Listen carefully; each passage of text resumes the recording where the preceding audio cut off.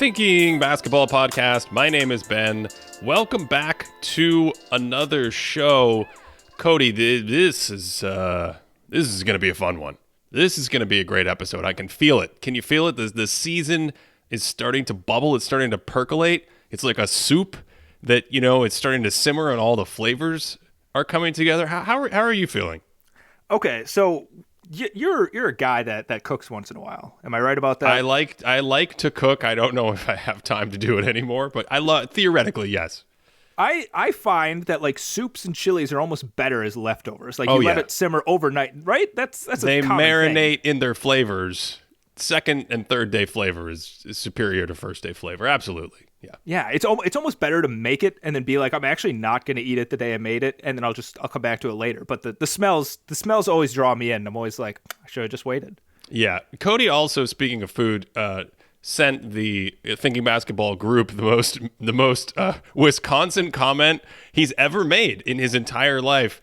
It was something about how at Thanksgiving he likes to have the venison juice, and it makes a fantastic gravy. Did I get that right? Yeah, that's absolutely the best Thanksgiving food that I ever have is venison with mashed potatoes, and then you take the juices that the venison was cooked in, which usually has onions. You take that juice and the onion, you toss it all in the mashed potatoes, and it's like this wet gravy that's just tremendous. Yeah, please tell me that's not the most Wisconsin thing. I also apologize to the vegetarian listeners out there. It's a lot to take in. You want to talk about basketball? Should we just jump and talk about basketball? Yeah, let's do this. Let's just transition immediately. Yeah, let's get off this topic. I am working on a video, which, depending on when you listen to this podcast, may or may not have come out. It is on Luka Doncic. And before we even get into the specific thing that the video is about, I just feel like why aren't more people talking about Luka Doncic right now? Have you seen this person play basketball this year? Oh, yeah, definitely. I think there's actually, even within the short season we've had so far, I feel like there's been a really interesting development in the way that the Mavericks use him, in the way that he plays. And so I just think he's been a fascinating watch this entire season. Yeah, and we're going to talk about that in a second. But just from a statistical lens, if you are a subscriber over at patreon.com/thinkingbasketball, you know on our daily leaderboard that this guy has been out by himself in our box plus minus model this year, and he and Nikola Jokic are about tied for the best offensive box score players in the game. He's averaging 35 points per 75 possessions, Cody. 35 points on positive efficiency. He's passing better than ever. And the thing to me, before we get into what he's doing differently, what the video is about, what Dallas is doing, the thing to me that stands out is his conditioning looks better than it's looked in a while. And he just kind of has a mastery, the combination of the way he's using his body in terms of size, because he's like a good 6'7", 6'8" dude. In terms of strength, he's throwing his weight around and powering people and leaning into people and feeling them and moving them when he needs to. And then the quickness, which is, maybe not his peak quickness from his second year in the league when he was a little smaller, but that's there as well. So you have this incredible combination of that physically with the skills, the ball handling, the change of direction, and then the tempo is the last thing where he's just like a little dribble, and he has these subtle sort of micro fakes, and he'll stop and start and throw a pump fake that's really quick and subtle. But there's one play in the video where he backs down Bol. You're familiar with Manute Bol's son, who's 7'2". Yes, Luka, the point guard, backs him down and then hits him with this little like half ball fake thing, which is all it takes for Bol to lift up on the top of his tippy toes and get off balance. And then even though he's 7'2", Luka can still score around the basket. So it's he's just like at a level for his style of play that outside of just becoming a great shooter overnight, I'm not sure what else he can do at this point. He's like ridiculous this season. I like that you bring up the micro fakes because his slipperiness has just been like upped a few notches. Like, I feel like his handle is as tight as I've ever seen it. And then the fakes, that's the thing that really stood out to me, is he backs you down. You know, he does like a Barkley kind of post up, like 18 feet away, gets you down a little bit. And even though I think he was being defended by Torrey Craig at one point, just hits him with a series of fakes. And Torrey Craig is like there, like locked in, like, I'm going to take this guy out this possession. But no, he just keeps faking and faking and faking. And after a while, you're just going to give into it. It was like Dwayne Wade, whenever he'd do a step back pump fake, jump into you. Every announcer is like, why do you fall for that? Well, it's Dwayne Wade. Like, you're just going to. And Luka just knows that, hey, if I just keep mashing this, I'm going to get the look that I want, and I'm going to get you on your tiptoes, or I'm going to get you going in one direction, or I'm going to get that off-ball defender to move just a centimeter away from where I want you to be, and then he just attacks. So he's kind of just like mastering the mental part of the game, it seems like. You know what it feels like? It feels like he's a puppet master in those spots where he actually has a string that is somehow connected to the defender, and maybe it plugs into the ball, and he just moves the ball in his body in the right little way to just subtly tug defenders left, right, up on their tippy toes, rock them backwards. And yeah, the feel and the change of direction and all that. We know about the passing. He is just he's playing at a really high level. And then you get to the next part, which is really fun with Dallas, which is how they're using him and how that offense is operating. You know, last year we talked about the Mavs as they came on, and Jalen Brunson, and you kind of have these multiple playmakers and point guards. Well, we know they don't have Jalen Brunson this season. Spencer Dinwiddie, he looks better physically, coming off a big injury, getting another year under his belt, another offseason. He's got a little more burst. He's got a little more lift. And so even though you don't have as many playmakers as you did last season, you have two really good classic offensive creators, point guards in Dinwiddie and Luka. You have the role players around them, Dorian Finney-Smith, Maxi Kleber, Tim Hardaway Jr. is back. Now, Tim Hardaway Jr. isn't shooting 40% from three right now, but you know, the infrastructure, the ecosystem there is well set up around a dude playing at this level. Yeah, and I think a comment I made, I don't know how many episodes ago it was, but I was a little bit concerned by the way that they were using Luka earlier in the season. Like his offensive load was like getting to the point where I was getting pretty concerned about it. You know, I called him Icarus in the terms of like, how close are we going to be flying to like when you maximize this load? But that's kind of tapered off a bit, and you can see it in the way that they're playing. Like they're using him a little bit more in off-ball action. Something that's really stood out to me, using a term that you've coined, but low viscosity when it comes to their passes, right? Like Luka can just like, again, he gets somebody to come for a double, he kicks it out, but it's not immediately like a shot. Like it's not always him creating a shot for someone. He kicks it out to, say, you know, Dorian Finney-Smith, one extra pass to Dinwiddie, and Dinwiddie, improved shooter this year, so he's knocking it down. I think there was that Portland game when he knocked down like 3 really clutch ones, but he's also a really gifted passer in that position too, where he can find a seam and then find somebody else for an open shot. So it's kind of this cascading effect on offense that I didn't quite see earlier in the season. And I'm like, you know what? I think this is the main adjustment and the main thing that I'm seeing differently from the Mavericks at this point in the season. Well, you still have the leftovers from last year where Dorian Finney-Smith, especially Dinwiddie, even Reggie Bullock, these guys are quick to make extra passes around the horn. So, you know, when you talk about like viscosity, it's a fluid flowing offense once that first pass is made, once that advantage is created and they're willing to move it around and find the better shot. That's in a traditional situation, you know, where they get a kick out, they get a double team, they get something. Dallas and the focus of this upcoming video, they're putting Luka in the post more than they have in prior seasons. He leads the NBA in post points right now, Cody. Did you know that?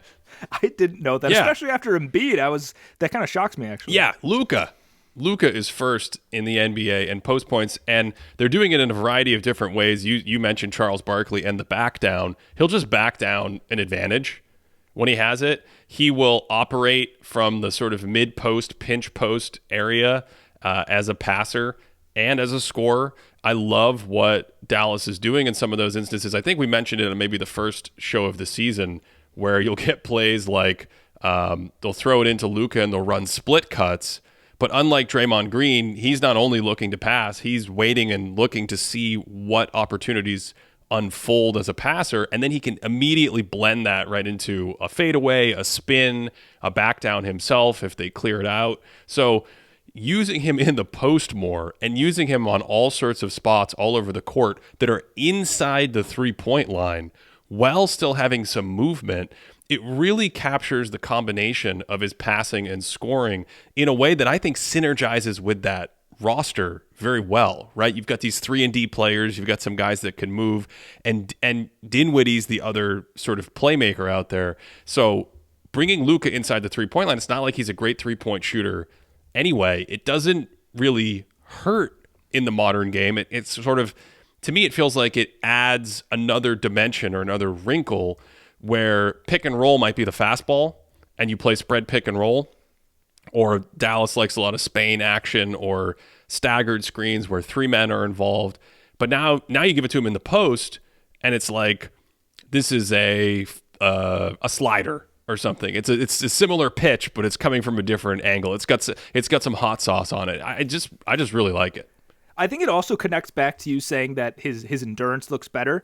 I think setting up in the high post, pinch post area like that preserves his defense, preserves his endurance pretty well. Because if you're continually running high pick and rolls, like that's just a lot more space and a lot more going downhill offensively, right? And if you can kind of get him stationary, it almost reminds me of like a more 2013 LeBron-ish type of position where you get him in that area and then operate in that position. So I think that's also like an added benefit to the fact that he's not just doing a bunch of high pick and rolls. But another action I saw, I connected it back. I think you made this connection with the Cavs when you were talking about their offense, where they kind of use this comeback screen for Kevin Love, and I feel like I've been seeing that a lot more with Luka. Like he's going down and setting a pin down, then popping right back up, getting another screen for someone. So instead of like I catch the ball 40 feet from the basket, I'm waiting for Powell to come up and set a screen. This time, I'm actually catching the ball on the move, and I already have a head of steam. So that just makes me that much more deadly. So I think not running those pick and rolls necessarily out of like nothing,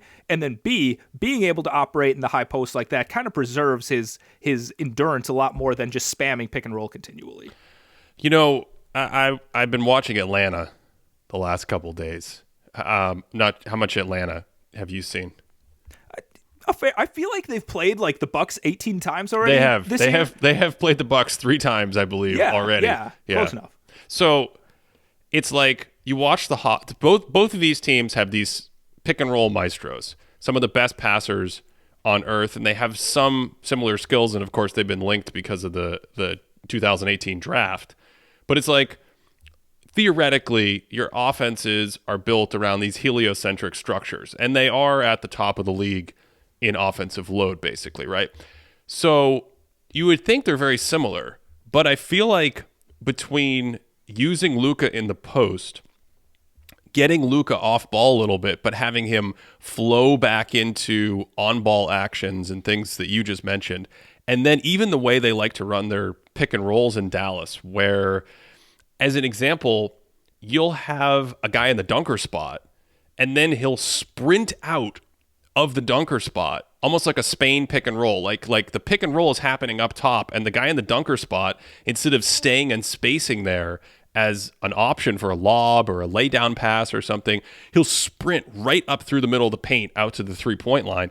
That stuff creates confusion in the defense. That stuff changes sort of how defenders play you, and it also changes how dangerous off-ball players are. And that's what's jumped out to me about watching the Mavs and then watching the Hawks and just kind of going back and forth a lot in the last few days watching them. It's like Atlanta runs a lot of stationary stuff. They like to run pick and roll. Now they've got DeJounte Murray, so you have Trae and DeJounte Murray, and they almost literally take turns. Like one of them will stand in the corner, and the way they have it set up is it's very like, I mean, at this point, it goes back to my conversation with Mike Prada. It's very passé.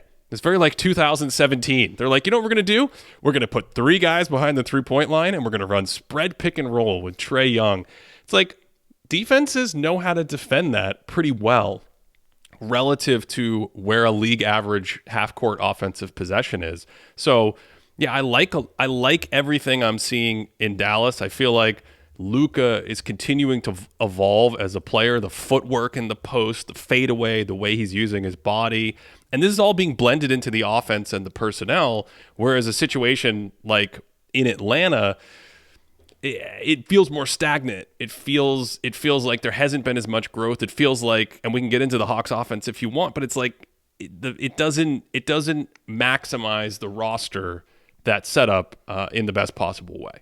It feels like there's two different offensive playbooks. Like there's like the Trae leading the offensive playbook, and then the DeJounte Murray. So like Trae, he still has his double drag screen. So like this is a very common action he's been ran it a lot last year, previous years. He comes down, two bigs immediately come up, and then maybe Capella dives or Collins dives, and Collins might pop while Capella's diving. Either way, it gets Trae going to a space where he gets to take a pull-up jumper. It gets bigs going down where Trae's able to hit them for a lob. It's a great type of possession for Trae, but DeJounte Murray relegated to the corner. Go over there, stay and watch this happen. He's literally standing. He's just standing in the corner. Yeah, like, and again, it goes back to a couple episodes ago with Mike Prada, where he was talking about the subtle but meaningful difference between standing in the corner and, as an action's happening, lifting up and moving 10 feet, or a little back cut possibility, or maybe the two guys are setting screens, just anything. But we're literally talking about possessions where they just stand in place as the pick and roll happens. And yeah, that's the thing, especially with Trae Young. Like DeJounte Murray doesn't quite run the same double drag sorts of actions, but the point is when DeJounte has it, he's creating. Trae is almost quite literally completely stationary in the corner, which is like, someone might be listening and being like, well, isn't that good? Trae Young's a great like catch and shoot shooter. Maybe not this year, he's not, but ideally, Trae Young's a great catch and shoot shooter, so he's adding some value there.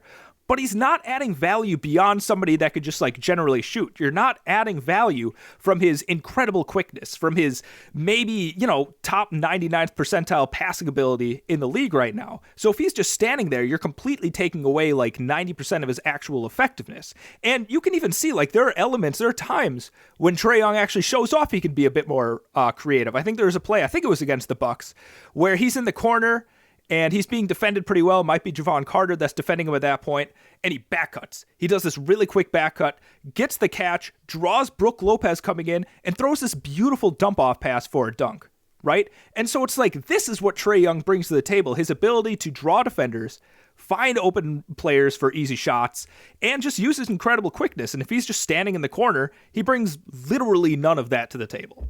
That play you're talking about, he started off ball on that play, if I remember. Yeah, he's starting off ball. He's in the corner. Yeah. Well, what jumped out to me about that play is how long it took to sort of activate him as a weapon. I can't remember who the teammate was. I think it was a big who had the ball and was looking to like reset into something, and he finally dribbles it toward Trae. And that's a very common action in the NBA, where you have one player in the corner and you have a ball handler, and you dribble at the player in the corner, and he can come up and catch a handoff and curl around you, or he can backdoor. But it just kind of like, even that, it was like, now we're going to wait. We're standing. And then finally it's like, okay, all right, I'll run this. And I feel a little back cut opportunity. But yeah, he's not, to me, he's not super active or much of a threat as a cutter or a screener. And then the other little thing off ball that I'm a little more attentive to, I got to keep an eye on it. I don't know how consistent it'll be, but what I've seen so far is the catch for Trae Young is a slow process. He's not catching and attacking as he catches the ball. In other words, he's not a slasher. Right? He's not what we talked about with Zion Williamson earlier in the season. Like, he's not catching it and going on the move. So that's another element of being off ball, where they'll run actions with both Trae and DeJounte on the court. It might start with Trae. He might flip it to Murray. Murray's the one getting the screen. And then Murray realizes like, oh, the defense has shifted over toward where we are. I want to swing it to the other side and punish them. Swings it to the other side, and Trae catches it, and then Trae's like catching it, and he's like, well, actually what we should do is run some pick and roll instead of catching it and attacking that micro advantage somehow. So it feels like it's kind of like you look at Dallas and you're like, oh, they're optimizing all the pieces, and you look at the Hawks and you're like, there's a lot of talent and good players on this team, but it doesn't fit in the best way possible, it seems. Yeah, I think actually a great contrast to this is way earlier in the season when James Harden was healthy. What the Sixers were able to do is they load up on one side and they have Harden and Embiid doing some kind of action, so the defense is completely shifted that way. And then you have Maxey on the weak side, right, in the weak wing. You swing it, you reverse it to him, and in the chaos of the defense trying to rotate back, Maxey's just like, bam! Like, he just explodes. He's so good at going right off that catch, and it's the exact opposite. It's like, you know, when you're on a trampoline, you're trying to, like, bounce your friend as high as possible because you have 3 people. If you, like, time it perfectly, and as soon as everyone hits the trampoline and you, like, bounce, you explode. But if everyone just, like, stopped right at that point and didn't actually jump, everything just, like, resets, and you don't get anything out of it. So, like, Trae Young is just, like, landing on the trampoline without giving that extra jump. It's all that wasted potential energy. That's exactly it. Do you have some trampolining tips that you could give us? Were you a big trampoliner? I wouldn't say a big trampoliner, but like I've done my fair share of trampolining in my day. Man, I don't even remember what we were talking about. The Hawks. The other thing is the guys around them. So, well, actually, before we do that, let's just say, after watching the Hawks, I thought, like, Trae and DeJounte Murray, I think it was the first play of the game against Philadelphia. This was about as ugly as an opening play as I can remember, because usually you come in, your first play, you know what you want to run, or everyone's fresh, and they're like, of course, we're going to get into our offense. We're all set off the jump ball. And this was a very busted kind of first play where just nothing materialized. Nothing even came close to materializing. The Hawks were relatively stationary. And then the play ends, the sort of backup reset option is DeJounte with the floor flattened out like he's DeMar DeRozan, going to work inside, 18 feet or whatever. And that's where he's really skilled as an offensive scorer. And so I think he ended up making like a tough bucket in the paint or something in isolation. And so you get 2 points on the board. But I was like, this sums up the Hawks. They have enough talent to kind of tread water. Trae Young is brilliant. He's a genius sometimes. DeJounte Murray can bail you out of possessions. But this is not the way a good offense looks in the opening possession of a game. It felt like Trae Young was almost like, all right, we're going to get DeJounte Murray going a little bit by letting him start the game off. Now, I have some numbers because I actually find this pairing to be really fascinating. It's fascinating. And I was fascinated to watch them as the season started just because, I was a little concerned that these sorts of things would happen. But again, it's early in the season. I think they'll be able to figure it out at some point, especially if Trae starts making some more shots like he usually does. But some of the on-off numbers with them is just... Honestly, Ben, one of them is mind-boggling. Like, I'm going to build up to this mind-boggling thing. Well, first of all, when they're together, like, their offensive rating is pretty solid. Like, when they're both on the court, they're like a 117 offensive rating. That's decent these days. Yeah. League average is about 113 right now. So for your 2 best players to be on the court, 117. Not great, but decent. And just as a reminder, the Hawks, because I don't think we mentioned it yet, the Hawks offense is just a shade over league average right now. They're like a middle of the pack offense. Yeah, and I want to stay on this Trae without Murray bit for a second, because when he's on without Murray, their offensive rating's like 111, a couple points under league average. Their net rating in total is like -7 when it's just Trae without Murray. Like they're a bit of a train wreck defensively, which Trae's tough on defense. Like that could be a whole other discussion. But the thing that blows my mind is I don't remember exactly what the number is because I think it's changed since the last time we talked about it. Are you pulling it up right now? I've got it. Keep going. I'm going to get the updated number. It's an unbelievable number. Keep going. Build up to this. Let me give you some context. When I was talking about Luka and being concerned about him having too high of an offensive load, I think he was sitting at about 67. Right, 67 offensive load. Whereas right now he's gone down to about a 62, right? And when Trae is on the court with Murray, he's averaging like 22 points, 50% true shooting. It's pretty gross. Still getting about 9 assists a game. Without Murray, he balloons up to 37 points per 75 possessions. And Ben, What does his offensive load jump up to without Murray on the court? Yeah, Cody, it's 78. It's 78. So let me translate that in literal terms, because we've reached a point where we need to discuss exactly what that means. That means that on 78% of the Hawks' possessions, he's directly involved in the finishing of the possession. So he's either scoring, he's either creating a shot, he's either turning it over, getting to the free throw line, and technically that tries to pick up extra passes that are critical for layups and things like that. But for perspective, I mean, what's the highest for a full season in NBA history? Do you remember? I don't even think it's 70, right? It's in the 60s. No, it's like low 60s. Low 60s, yeah. And it's stuff like Russell Westbrook 2017, some of James Harden's seasons. The reason why is, one, it's hard to run every half-court offensive possession through anyone. Two, you have stuff like transition and loose ball fouls that are possessions where your star can't, he just can't touch the ball. So to be at 80% of possessions in this figure, it's absolutely mind-boggling. And to your point, it's not necessarily working super well. I mean, 38 points per 75 on minus 5% true shooting right now. These are really fascinating splits. These are just crazy numbers. With DeJounte, you don't get the same jump. In fact, one thing that's interesting to me is the fact that I just said the fact twice, his scoring volume is about the same whether Young's on the court or off the court. And he's not really efficient in either situation. And that's another thing. When I mentioned the mismatch of the roster or optimizing the roster, when Trae Young's running pick and roll and you have DeJounte Murray as a stationary weapon in the corner or on the wing above the break or whatever it is, the defense is not going to treat him like he's some great shooter.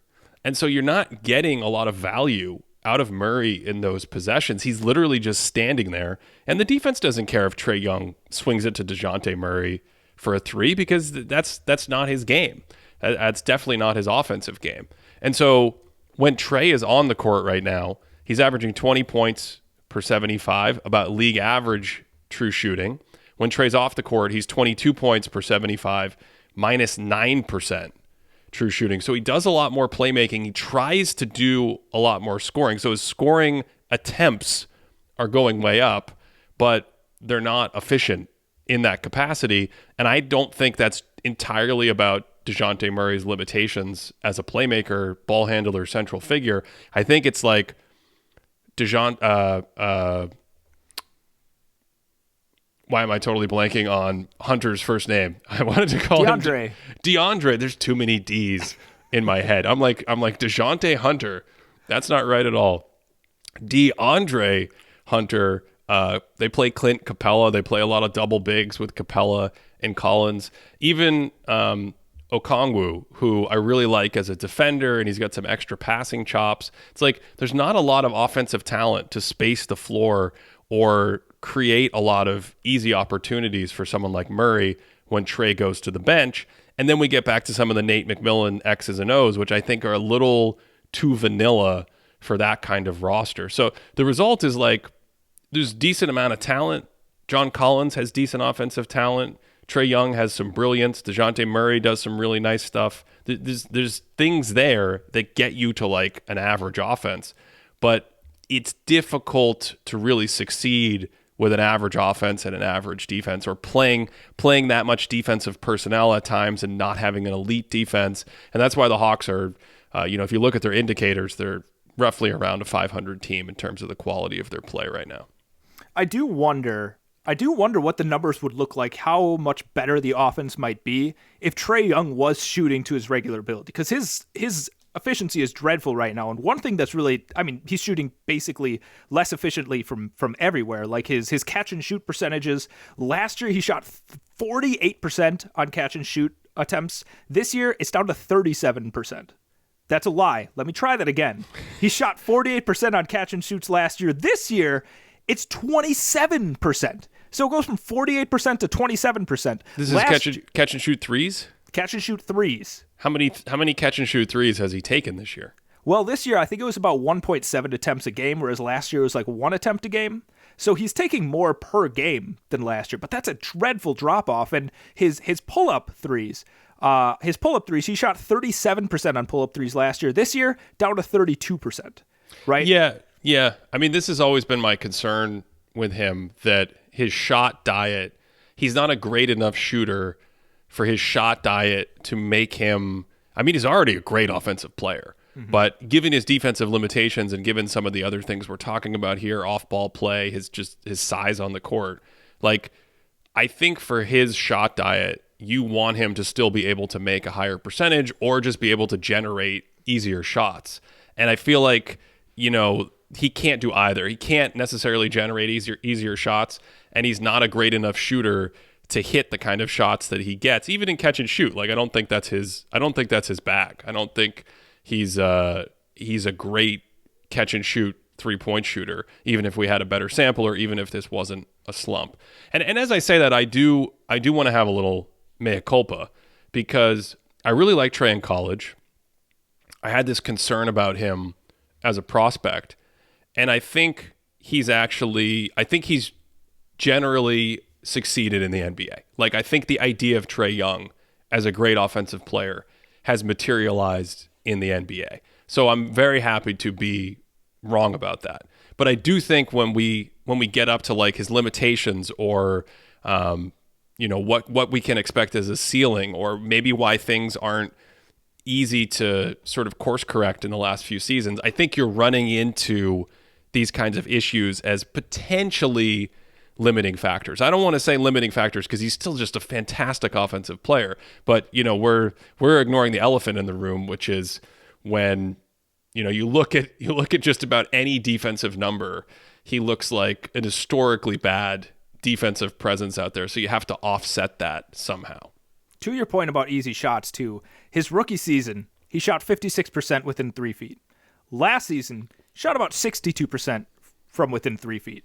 This season, it's down to 47%.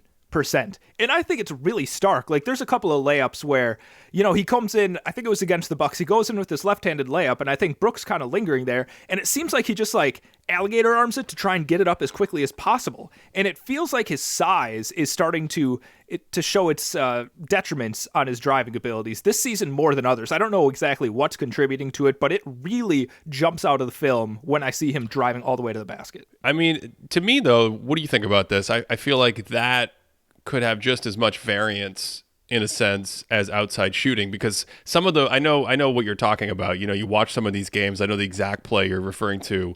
He made a great move to get to the basket, and Brook Lopez was lingering, and then it's like my brain expected him to finish it because he is really skilled with the ball and he's got touch and he knows how to finish with his size.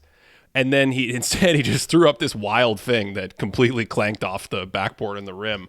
And it's like, what is that being nervous about not getting calls? Is that not being able to generate calls in those positions like he could in the past, where he can lean in or cut people off? Is there a little bit of a specific refereeing crackdown that's throwing him off in those situations? Or is that just variance and there's no way he's going to shoot 45% at the rim for the entire, like it's going to go back up. It's going to regress to the mean. And by the end of the year, we'll be like, yeah, Trae's efficiency ended up being decent because he got to 56% at the basket. I stumped you.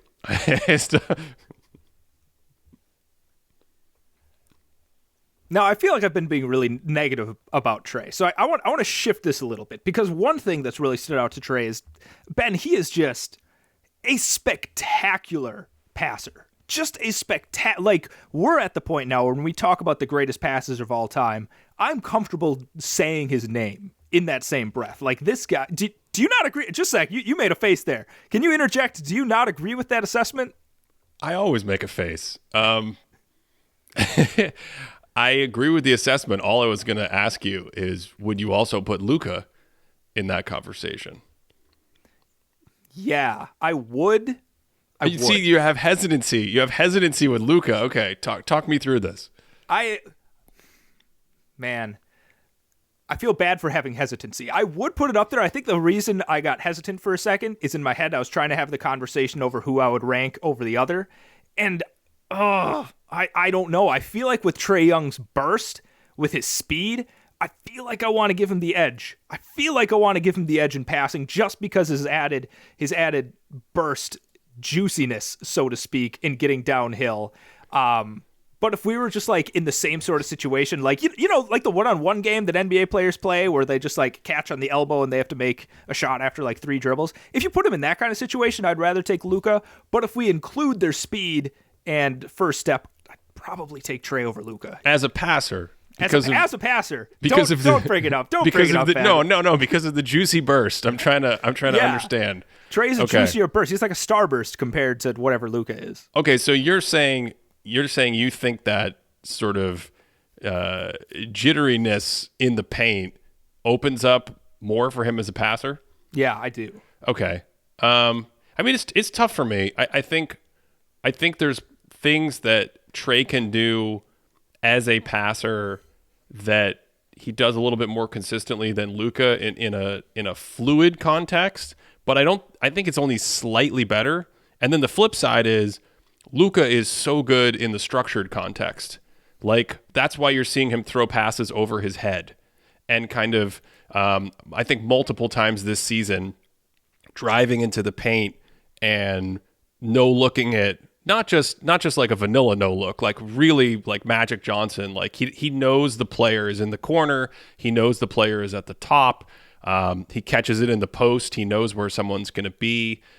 His size is a thing that really stands out to me. And when I think about it at the playoff level, that's what jumps out to me. I think Luka is probably more resilient in terms of continuing to be able to pass under pressure, whereas Trae, I mean, even the Sixers a couple games ago, they were trapping him a lot in the fourth quarter, and he still made a couple really nice passers because just his passing chops are, I think, historically great in the all-time sense, which is how we got on this conversation in the first place.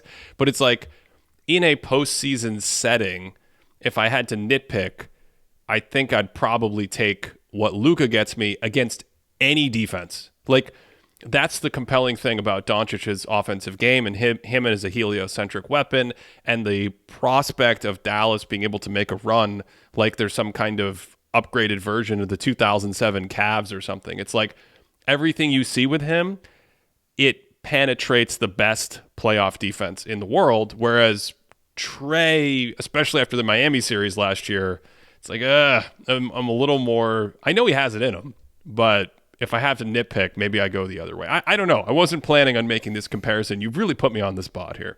I'm sorry. I know that's a tough one for you to just be ranking people willy-nilly like that. One pass that stands out, and you're right, the Miami series is just really, at least a really bad taste in your mouth, right? We start with food. We're going to keep talking about food. It's just like, it's a not good starburst. It's a rotten starburst, so to speak, with his explosive juiciness. But the Sixers, like, Trae is, I think it's an isolation, right? Might be a pick and roll, might be isolation, whatever the case. He's like 40 feet from the basket, I think sort of on the right side. And the Sixers behind him with Embiid in the middle kind of like build this diagonal wall. Like it's almost like they're defending Giannis, where it's like, we're going to do everything we can to stop Trae Young from getting into the paint. And Trae like maybe dribbles up to 35 feet and then just throws a lob and then gets an easy basket out of it. Like he is such a good lob thrower. And I think the thing that maybe I'm giving the Trae the edge over that stands out is I think he makes those home run kinds of passes better. Like he's like, oh, there's an inch of daylight, I'm going to throw this lob and it's going to work out. And I think Luka, maybe with like the kick out passes, an interesting thing between them is Trae loves throwing bounce passes off the bounce with either hand, whereas Luka like goes over his head, like he's like throwing a throw in from soccer, like he'll post up and like throw the skip pass that way. I think it's a little bit more controlled, but Trae is like that chaotic, like, this is a 2-point basket if you don't stop it. I just a lot of like starburst talk, juiciness. I'm having flashbacks to the venison. Yeah, I don't know what's going on in this show. Luka, to me, and we started the episode here, and maybe it's a good place to try to wrap up. He has continued to improve, I think, along the margins. I'm still waiting for the shooting jump. But like even if you look at that post game, I mean, he's got the fadeaway, he's got touch in the mid post area, and using his size to generate those shots. We've just been talking about him as a passer. I think he came in as a great passer, and when he took the jump in his second year and announced that he was really going to be a force, he was a great passer then. But I think he's continued to improve as a passer. Trae, it feels like, what was the 2021, the season where they made the run to the conference finals. We had the lockdown, and then we came out of the bubble, and we had an abbreviated offseason, and teams typically that didn't have to play in the bubble or go deep in the bubble performed a lot better there. I feel like how much has Trae added in the last two seasons compared to Doncic? That's kind of where my head is at. Yeah, I think that's a very fair comparison. And I hate looking at the stats, but like, again, the fact that there's 76 players averaging 20 points per 75 with at least 150 minutes played. Yeah, What? let me say that again. Let me say that again. What? 76 players played at least 150 minutes and are averaging over 20 points per 75. You definitely don't hate looking at the stats. That was dishonest. That was, I love it. I could just sit here and just like read things from the database, just like one line. How is after the that other. true? 76 players in the league are average. So like basically, because offensive efficiency is so good, what used to be like a 20-point cutoff or something in the old days, now, I mean, if you did the inflation adjustment we do historically, and we did in our summer series, these numbers would actually go down a little bit, because it's like the 24 points per game is the new 20 points per game. Yeah, that and my point with this is Trae, out of these 76 players, he has the fifth worst efficiency out of all players averaging 20 points per 75. So like when we're comparing offensive players, if you're down that low, you're taking so much more off the table. And Luka being, like you said, 35 points per 75, and he's doing it on plus efficiency, plus the added passing, like, man, this dude has definitely grown in the way that he's able to attack a defense. Yeah. Statistically, what's really interesting, even after this entire conversation, we've talked about the quirkiness of the Mavs performing so well with Luka on the bench. Do you have a theory about that? Do you have a theory about why the Mavs continue to play very well when Doncic goes out of the game? You know, I've heard some theories out there, Ben, but I myself, I don't have a theory that I feel good about sharing with the public yet. What's a theory that you've heard? Because I've heard a theory as well. Okay, so a theory that I've heard is basically Luka's teammates are preserving their energy while sharing the court with Luka because he's taking so much of the load. So when he goes off, they're able to like ramp up their own cardio level and just go at it while the opposing team is a little bit more gassed. It's an interesting theory. I feel like that is testable. I feel like you could check to see if the Mavs players move less when he's on the court. I will say from my eye, and we're talking about some of their X's and O's, they move plenty when he's out there. So I don't know if I see the difference. But it's a fascinating thing because traditionally players in this position that do so much when they're on the court, scoring and playmaking, carrying these heavy burdens, when they go to the bench, the team falls apart. And then the criticism for those players has been like, well, they have inflated plus minus numbers, Ben, because the team is constructed to succeed when they're out there. And then what are you going to do? There's only one of them. So when they're on the bench, of course, they're going to fall apart. And the opposite has been true in Dallas. Anyway, all of this is to say, after this conversation, where I think Luka Doncic should be getting more discussion about how ridiculous he's playing on the offensive end in this regular season so far, the Mavs offensive rating with him on the court is only about 117, and the Hawks offensive rating with Trae Young on the court is 116. Yeah, but again, like, it's tough because we don't have the comparison where there's like, I guess we do. What is it? Do you have the numbers for what it looks like when Luka's on the court without, say, Dinwiddie, who I guess is like the second ball, the DeJounte Murray to Luka? You mean we were earlier we were doing Trae on the court with DeJounte off the court. You're asking about when Luka's on the court and Dinwiddie goes to the bench. What do those numbers look like? Exactly. That's exactly what I'm asking.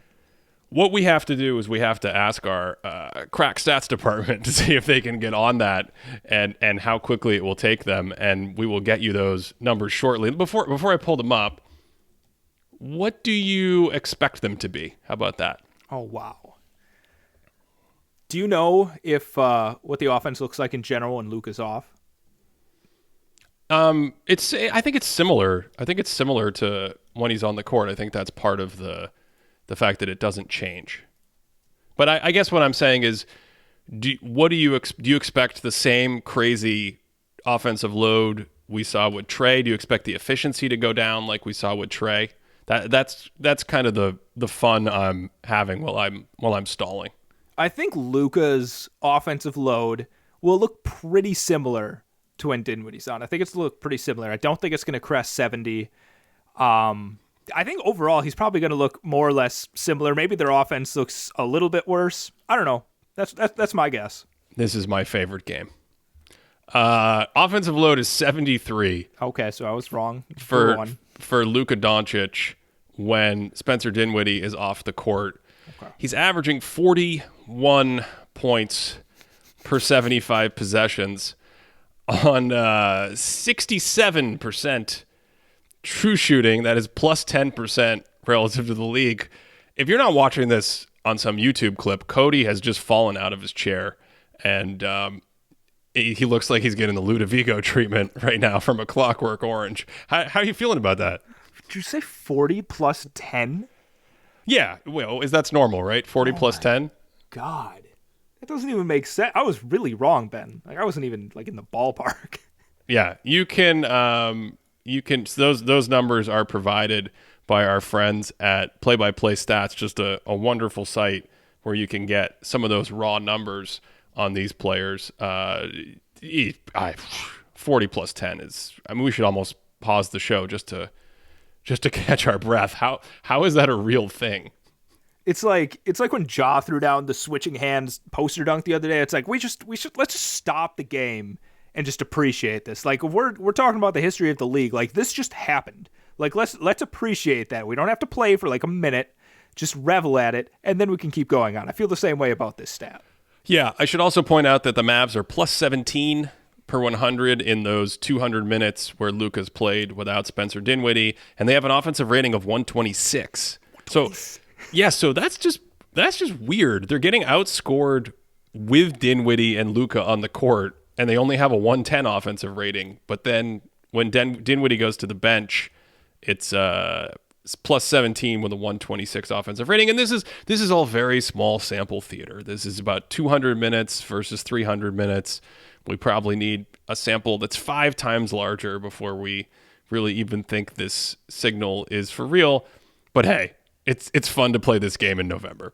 I mean, come on, I'm sure the audience at this point is like, can you just like go another hour of just like reading stats and reacting to them? Like, I think that's all they want at this point. Let's just bring up stats, react to them, just say it's ridiculous.